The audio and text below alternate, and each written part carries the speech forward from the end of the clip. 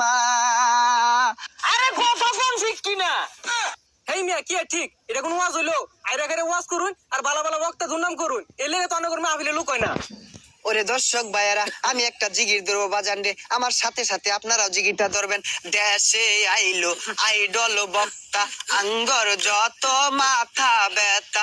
দেশে আইলো আইডল বক্তা, আঙ্গর যত মাথা ব্যথা। তার মাহফিলে 20 লাখ মানুষ, আঙ্গর মাহফিলে নাইকা।